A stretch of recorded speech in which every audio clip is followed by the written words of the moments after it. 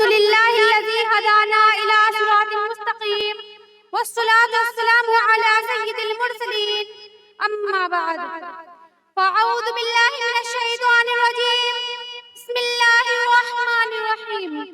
إن هذا القرآن يهدي للتي هي أقوم صدق اللہ العظیم۔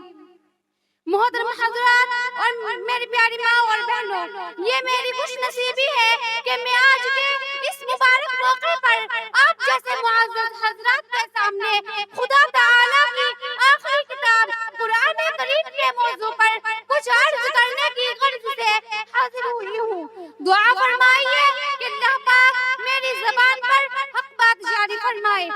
آمین۔ حضرات، قرآن کریم جو خدا پاک کی آخری اور لازوال کتاب ہے، جس میں کسی بھی طرح کا شک و شبہ کی گنجائش ہرگز نہیں، جو ساری انسانیت کے لیے سراپا ہدایت ہی ہدایت ہے، جس کی بدولت انسان کو دیگر مخلوقات پر شرف و فضیلت نصیب ہوئی، جس کی تلاوت باعث ثواب اور موجب رحمت ہے، جس کا ایک ایک حرف پڑھنے پر 10 نیکیاں ملتی ہے، جس کا سیکھنے سکھانے والا سب سے بہترین بتایا گیا ہے،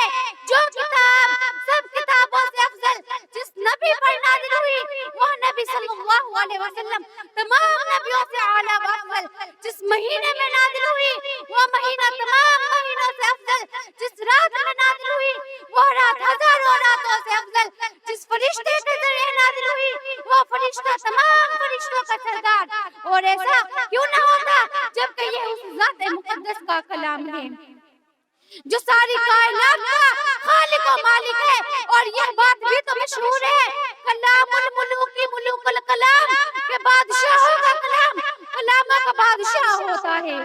اور یہی وہ کتاب ہے جس کے متعلق حضرت عبداللہ بن مسعود رضی اللہ عنہ روایت کرتے ہیں کہ حضرت صلی اللہ علیہ وسلم نے ارشاد فرمایا کہ جو شخص اللہ کی کتاب قرآن مقدس کا ایک حرف پڑھے اس کو ایک نیکی کا ثواب ملے گا،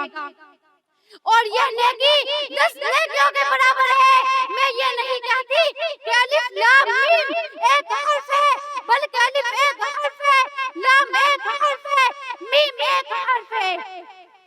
کسی شاعر نے کیا خوب کہا ہے، کتابوں میں جو فضل ہے اسے قرآن کہتے ہیں، کتابوں میں جو فضل ہے اسے قرآن کہتے ہیں، اسے جس نے اتارا ہے اسے رحمان کہتے ہیں۔ سجا لے اپنے سینے میں جو اس کے 30 پاروں کو، سجا لے اپنے سینے میں جو اس کے 30 پاروں کو،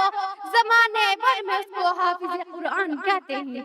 لیکن افسوس صد افسوس، اسی مقدس کتاب کو، اس کی تعلیمات کو ہم نے اکثر بھلا دیا ہے، اس کی عظمت و رفعت کو ہم بھول گئے ہیں، اخبار اور رسائل کو تو ہم نے پڑھا مگر قرآن کی تلاوت بھول گئے۔ جو سب سے ضروری ہے مسلمان نہیں پڑھتے، جو سب سے ضروری ہے مسلمان نہیں پڑھتے، ایمان کے صحیفے کو نگہباں نہیں پڑھتے۔ یہ کیسے مسلمان ہے کہ صبح سویرے، یہ کیسے مسلمان ہے کہ صبح سویرے اخبار تو پڑھ لیتے ہیں مگر قرآن نہیں پڑھتے۔ دعا فرمائیے کہ اللہ پاک میری زبان پر حق بات جاری فرمائے، آمین۔ ہے قول محمد ہے قول خدا، فرمان نہ بدلا جائے گا، بدلے گا زمانہ لاکھ مگر قرآن نہ بدلا جائے گا۔ وما علینا الا البلاغ۔